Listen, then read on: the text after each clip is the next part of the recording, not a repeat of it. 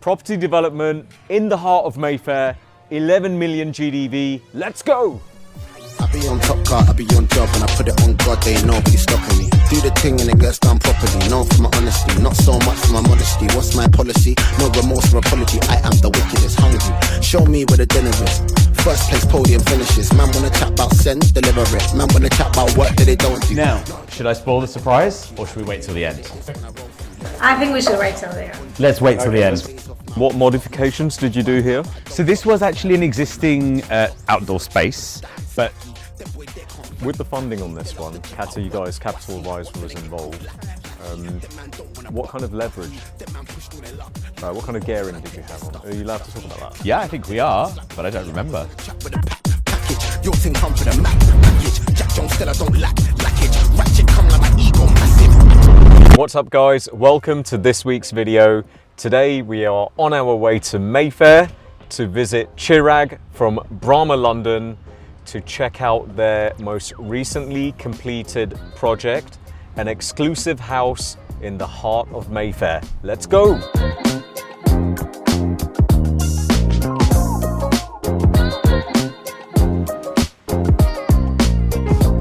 There it is! Hey guys! Hiya. Hey! How you doing?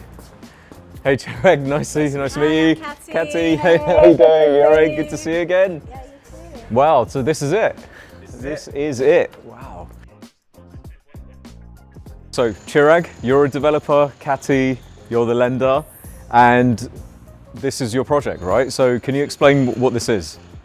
This is a freehold townhouse over 5 floors that we bought a year ago, and we've just completely renovated it and turned it into the best house in Mayfair. Oh, amazing, amazing. Can't wait to have a look. And Katy, you're the lender on this. Yes, I'm Katy Katani. I'm one of the lending directors at CapitalRise, and so we provided the development finance to Chirag. Amazing. To build this amazing project. It looks amazing. I can't wait to have a look. Should we go? Yeah? Sure. Cool.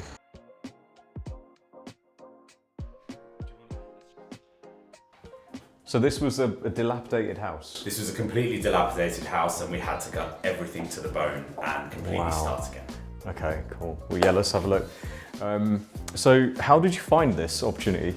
So this was actually brought to us through real estate agents who we partner with, who've done projects with before. We have a lot of contacts, and they always bring us what we think is the best stock around, and obviously we pick our best of the bunch. How do they find it? Or the worst of the bunch, should I say. How do they find it?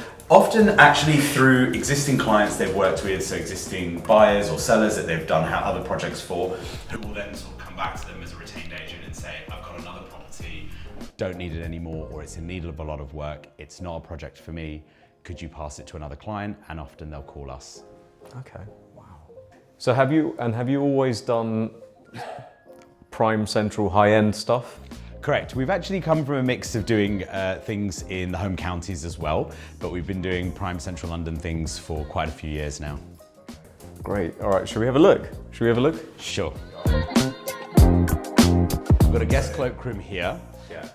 We've got storage there and a gym there. At the end of the corridor is the best part of the ground floor, but before that you've got 3 hidden doors along this wall because we didn't want it to feel too much like a corridor. So you've got to look for those doors. The first of them contains a garage. Wow, all right. Oh yes, wow. What a nice garage. Suitable for a single car. It's got remote controlled doors, but it's also pre-wired ready for electric car charging for up to 27 kilowatts. So that should get you a full battery charge from 0 to 100 in about 7 hours. Now we don't take you to the second door straight away, it's always left till the very end. Right. Actually, the third door along is the utility room, so separate laundry and drying spaces in there. And then you come to a very small, comfortable home gym. Some people might use it as a yoga studio, a dance studio, or some might just prefer to turn it into another small reading room, but we felt a really cool gym. The house has videos and TVs and audio throughout, as well as air conditioning. You use an interior design company to do? We are actually our own interior design company. So we're architects and interior designers by practice, and we've moved into development over the years once we refined what we felt was we refined our craft with our private clients, and that's why we know what we think is the right thing to deliver for a development. So everything here is designed, chosen, specified and procured in-house by us. What's your background in? Architecture. Architecture, right. Yeah, but with a master's in real estate finance after. But started by studying architecture, yeah.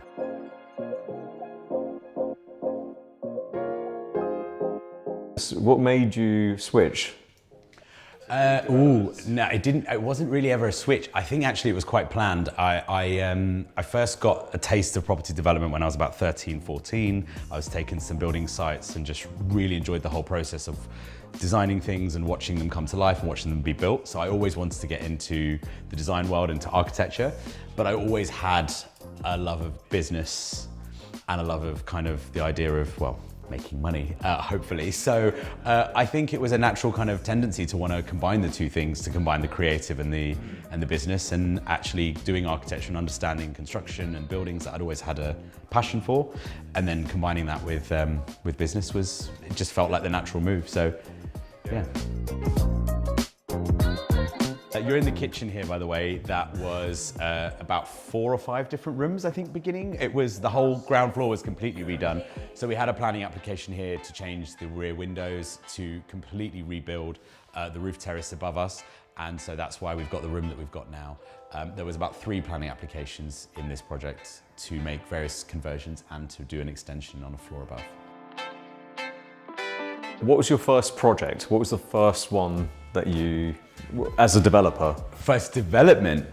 We are going back to 2016. I wanted to try my luck at buying properties at auction.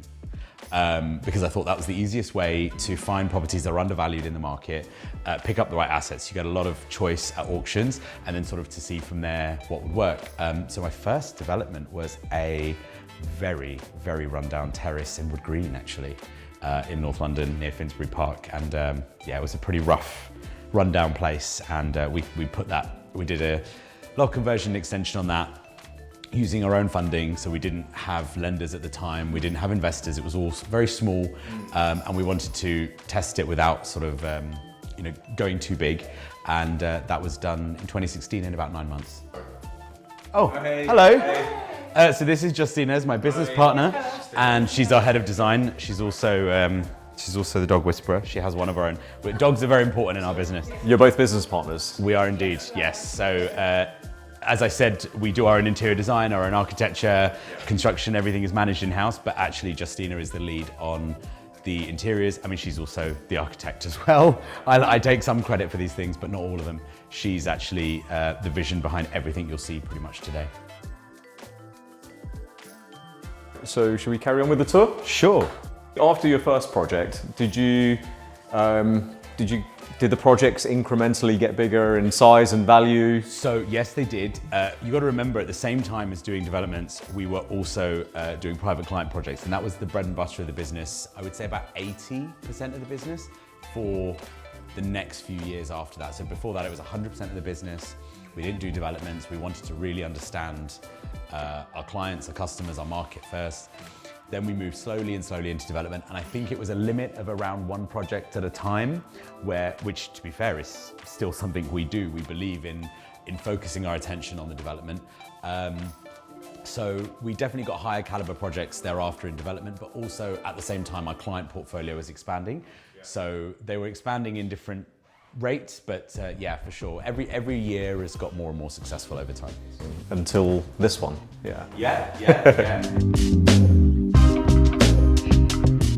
I'm looking at a lovely kitchen here. It looks bespoke. This is a bespoke Italian kitchen. It's a dark coffee finish stain on this. I don't remember the exact name. You've got Miele appliances, silver travertine worktops, a Kruger tap that does sparkling water as well as chilled, which is the first time I've seen that. Everyone loves it. And you've got a sort of combination breakfast and island set up here. So you've got 5 people, loads of natural light. You've got 3 brand new skylights on this rebuilt roof, and a little lounge family area here in the front. So on a day-to-day basis, the entire family could be happy in this room without needing to go to the upper floors to relax. The one thing is this house doesn't have a lift. This house doesn't have a lift, and it was the one sort of semi-drawback that we looked at when we had it. But over 5 floors, we designed it in such a way that actually most of the living happens on the central 3 floors. So the 2 outer floors are actually less used, which means that clients that have limited mobility or wouldn't want to climb loads of stairs can actually look at it as living in a 3-story house rather than a 5. That said, when you've got a kitchen on one floor and your reception space is on another, that's always a problem with carrying things and dropping things. So we did manage to squeeze in a dumbwaiter, because we've done an extension on the floor above this. So this is the last part of the room above and the first part of this room, which allowed us to connect those to make access easier for food and drink. Yeah, that's a good idea. Yeah, I'll take you further on. We've seen the gym. Yes. You got the utility. Now, should I spoil the surprise or should we wait till the end? I think we should wait till the end. Let's wait till the end, so let's keep going.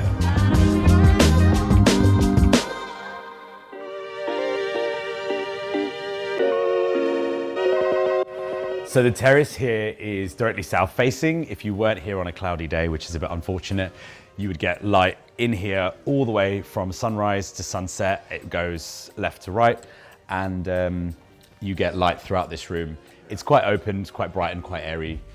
You've got the living space on the north end of the property with a new gas fireplace and the dining space, as well as the study. And I just showed you the dumbwaiter downstairs, which comes up tucked away in the corner, so you can entertain your guests inside and outside.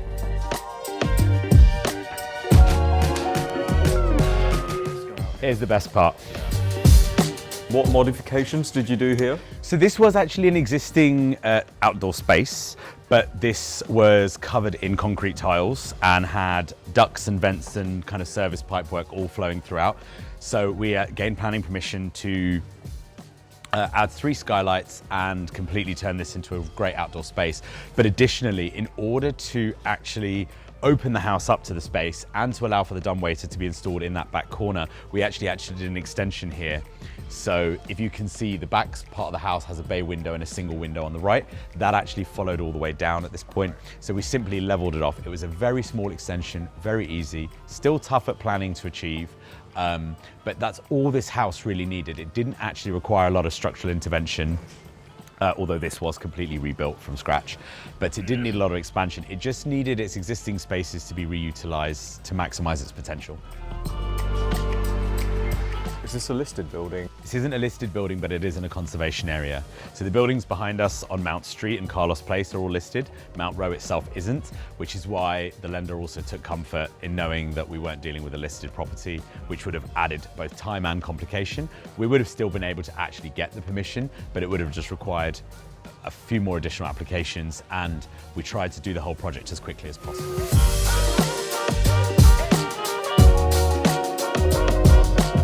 Tell you a little secret. Perfect, because the fire pit behind you was also put in afterwards.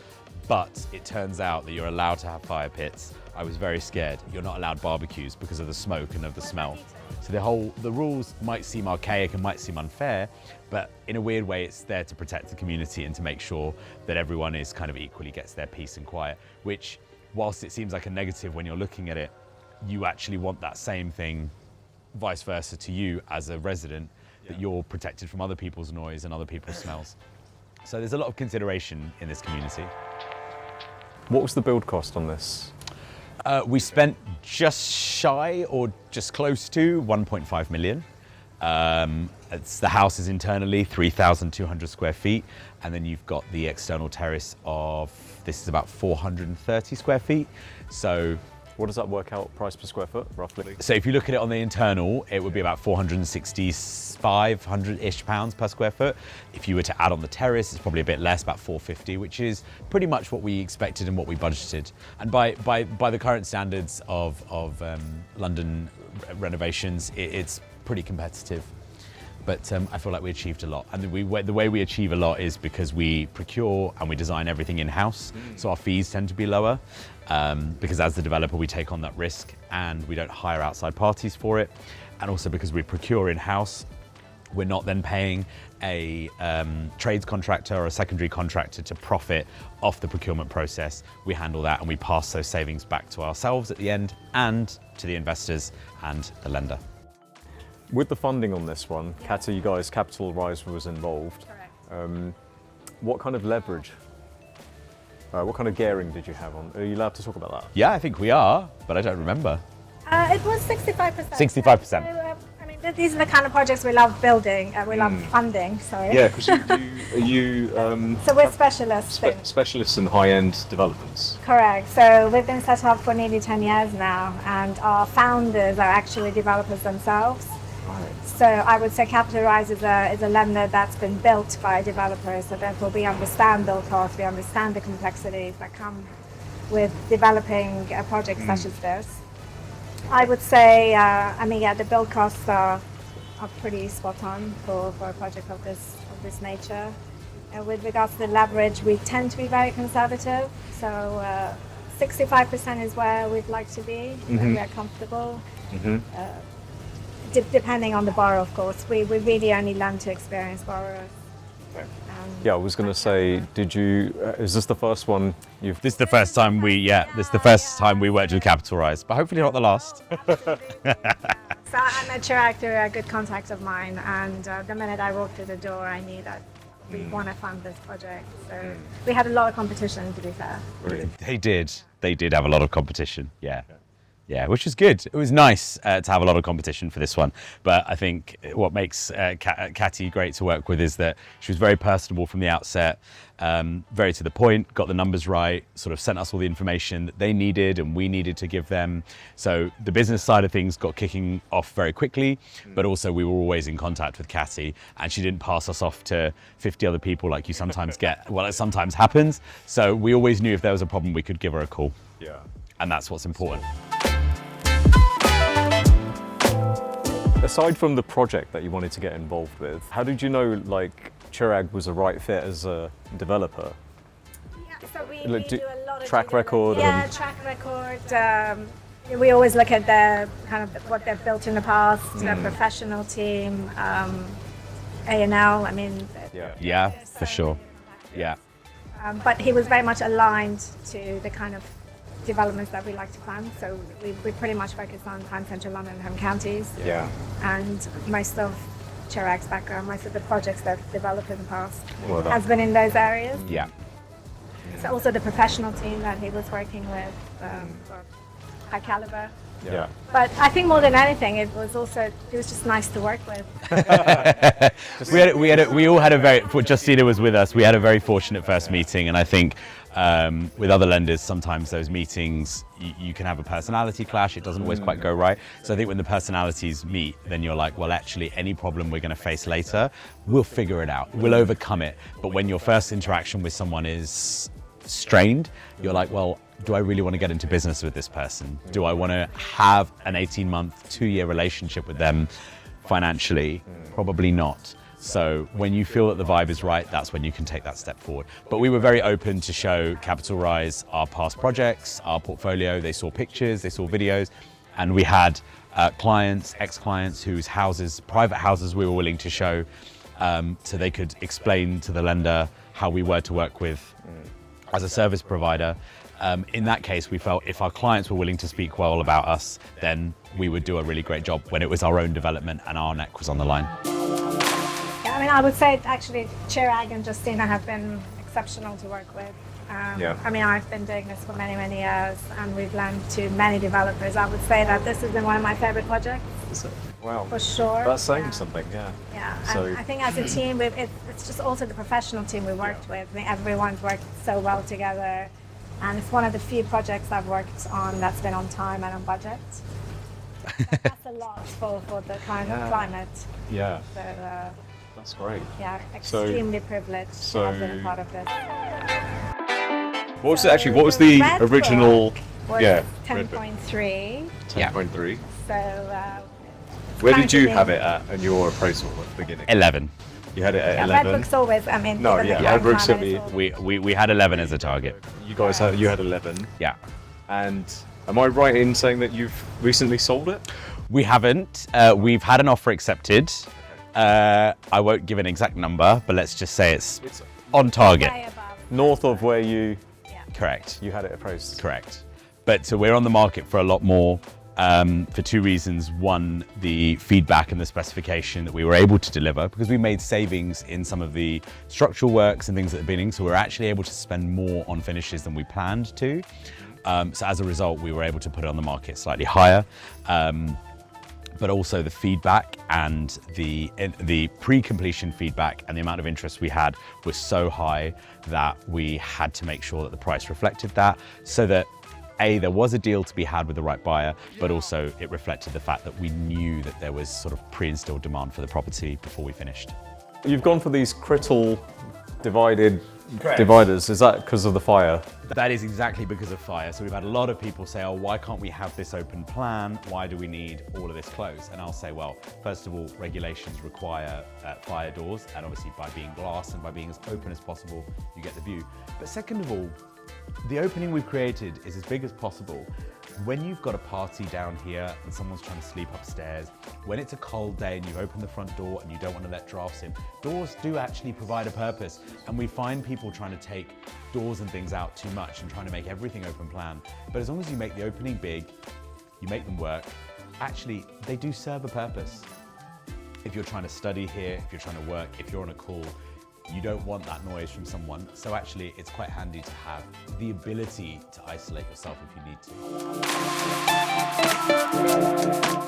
All the windows and doors changed. Everything's been insulated. So this isn't really an interior design job as it looks on camera. We've had insulation put amongst every floor. The whole house has been fireproofed and soundproofed as much as it could be. We've had underfloor heating installed and obviously air conditioning. All the windows were changed for double glazed heritage style, and we've had a lot of features restored. So in addition to what we've done on the way it looks, we've actually received an EPC rating of a B, whereas when we bought it a year ago, it was an F. So it's gone up by quite a margin because we've also got solar panels on the roof as well.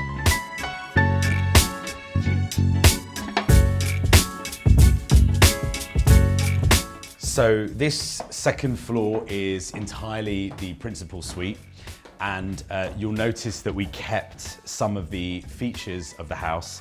This was actually a solid wall, and there were doors at either end, and they both had arched windows on top. So rather than blocking them up and actually blending the wall in, we decided to keep that feature and take the arch detail that you see and actually simply replicate it throughout the design. So you'll see it in the staircases, you'll see it in some of the light fittings, you'll see it in the doors as well. But we've closed up those walls, made them soundproof, but added these infinity mirrors at either end so that when you are getting ready for a night out, you can see how you look because you walk first into the dressing space. I feel like I'm at in some high-end clothing store. It does feel like that, yeah, doesn't it? It does. It's a very top floor. Yeah. The way this floor is laid out is that you enter through the dressing space, through a set of double doors, and then you have pocket doors to each of the rooms left and right that come off of it. And the reason for that is to keep the bathroom and the bedroom as far away from each other as possible. So, well, you know, it's just nicer. So we'll take you through to the bedroom on the right side first.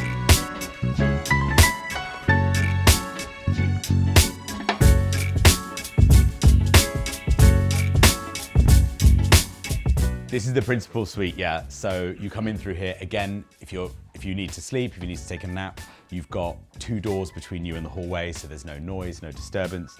You've got custom headboards.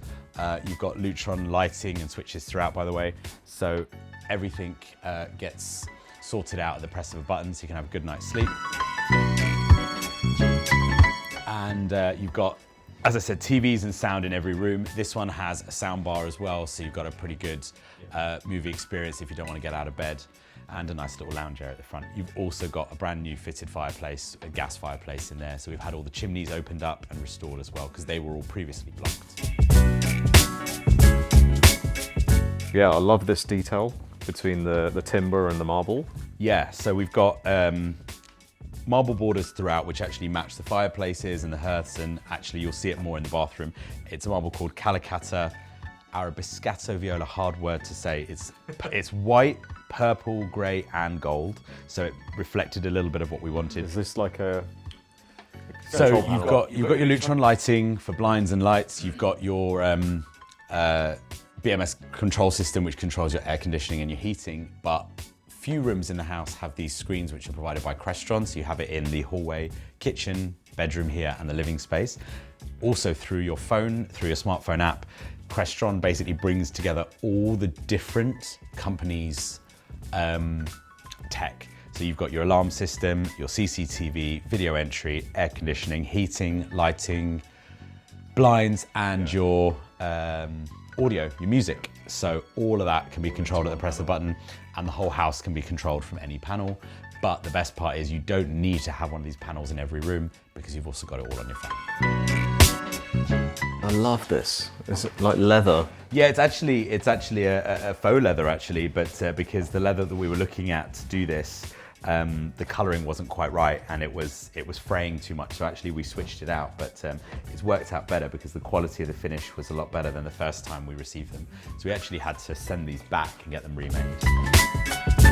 So you've got the principal bathroom here, which is, I think, a really good space, one of everyone's favourites, and it looks straight down over the roof terrace. So if you're having a nice bath on a sunny day, you get the view down. You have a double vanity here, made in the same marble. Lots of mirrors, and you can see the theme of the curves and the arches following throughout. And then on this side here, you've got two sets of doors. Your left leads you to the walk-in shower space, which has an Axor. All the fittings are by Axor. You've got an Axor shower that's designed by Philip Stark. And then on the right-hand side, you have your, I think they call them Toto toilets, Japanese toilets. Now we call them self-cleaning toilets. You have that on the right-hand side. But everything's designed to keep that as far away from the bed as possible and to make this floor at least feel like a hotel suite.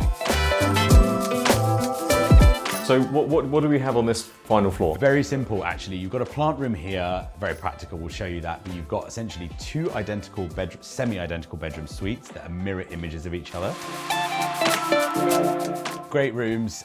So you've got, again, electric opening blinds in the roof space here. You'll see the arch motif in the headboards. So that was done on our choice, but by our staging company for us. So if the buyer chooses not to like that, they'll just take that away. But they make bespoke products for us, which is really, really nice.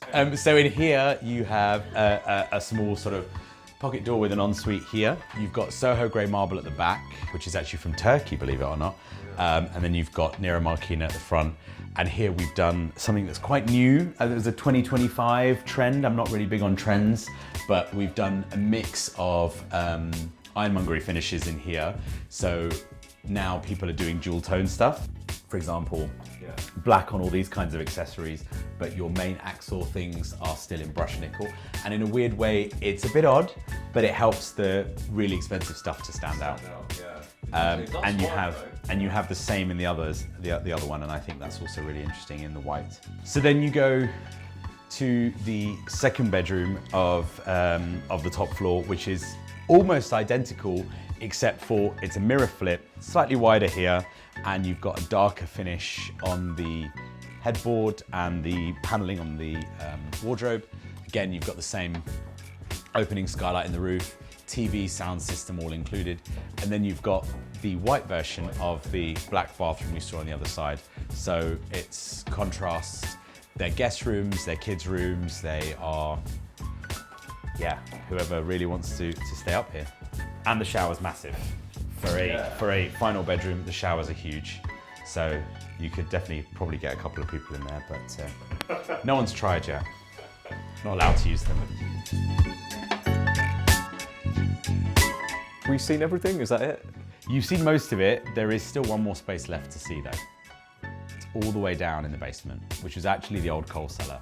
Oh, wow. Yeah, we can head there soon if you want to. Yeah, should we do that? All right, let's go. Let's go.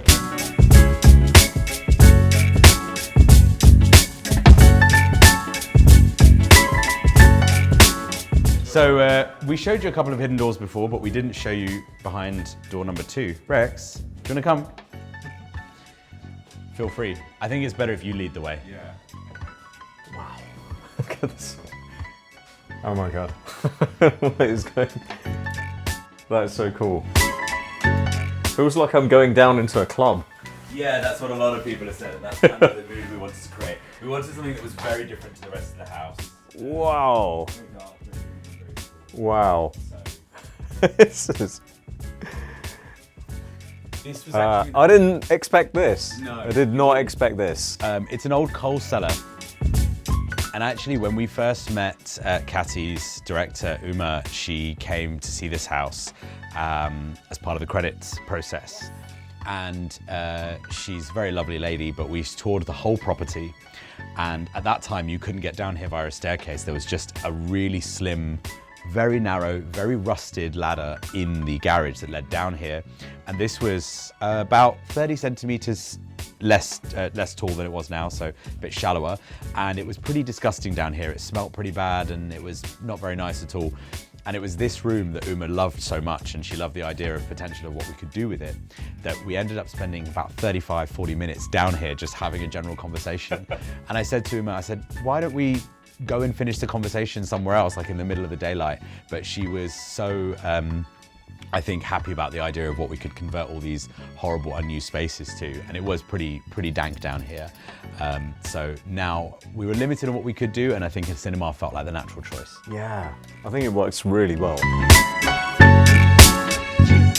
We have a small bar with a wine fridge, and then you have all the AV and plants sort of tucked away in there. Probably not that interesting to look at, but it's the brains of the house in there. And then you've got the bar space and everything red, grey and sort of chocolate brown.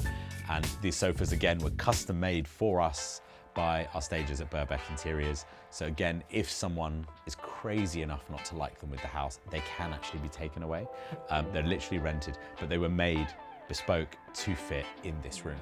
So far we've not had anyone say that they would get rid of them or change them out, because everything was designed intentionally, including matching the red and the colours. So that way you've created an interior design theme that pretty much every buyer would like to buy into.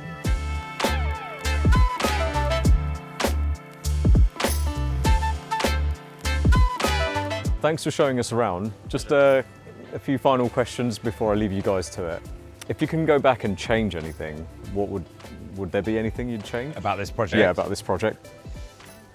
If I could go back and change a couple of the companies that we worked with, some of them we had to work, they were new relationships that we had to start. You're always forced in any project to start a new relationship with someone who you've not worked with before. When you're up against the clock, you don't have time to vet them as much. And I'm sure a lender feels that way about a borrower sometimes. But a couple of those. Otherwise, what would I change? I'll be honest, not a lot. I actually really like all of it. No, I'm actually really happy with the way it turned out. The thing is, if I felt like we had not met our expectations, or we had to make urgent changes halfway through the project that we weren't entirely satisfied with, I would say, yeah, there would be something I want to change. But pretty much 95% of it's come out as we designed it, which meant that it was what we wanted all along. So yeah, I mean, a few lessons to be learned, a few snagging issues, a few things that could be done better. Oh, challenges, definitely. The planning was way too slow. That took a couple of multiple attempts, which it shouldn't have. I was disappointed in that one. I was disappointed with ourselves for not foreseeing these problems with the council, but we handled it, and we brought the project in on time. Other challenges, I mean, we've had quite a few. We've had quite a few, but nothing that I wouldn't call day to day as a developer. This was actually a really smooth project. We were lucky enough to have great neighbours, which is always a problem, I think, as developers. The community you're building within, the people around you. We were lucky enough to be supported by them really well. Yeah, there was a few logistical things, like getting things up and down stairs without lifts, and not being able to put too much scaffolding on the front. The logistics and the amount of manpower it required. Very manual when you're working in a townhouse, which is a pain. People get tired, you notice that. People really wear themselves out. So it makes life a bit slow, it makes life a bit hard. But no, I mean, I think everything really kind of went to plan here. We weren't too upset about anything. Yeah, it's been definitely one of the smoothest projects I've worked on. It's been an exemplary project. Oh, thank you.